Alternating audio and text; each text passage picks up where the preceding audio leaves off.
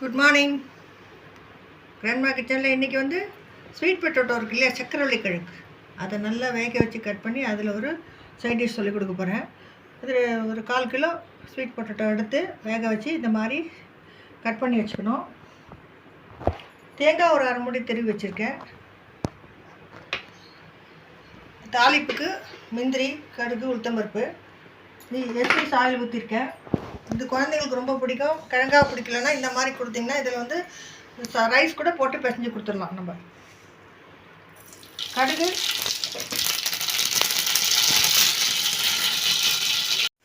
உளுத்தம்பருப்பு, சீரகம், இது ரைஸ்க்கு நல்லாயிருக்கும். கருவேப்பிலை, முந்திரி பருப்பு. முந்திரி பருப்பு போட முடியலன்னா நீங்கள் வேர்க்கடலை போட்டுக்கோங்க, நல்லாயிருக்கும். வேர்க்கடலையும்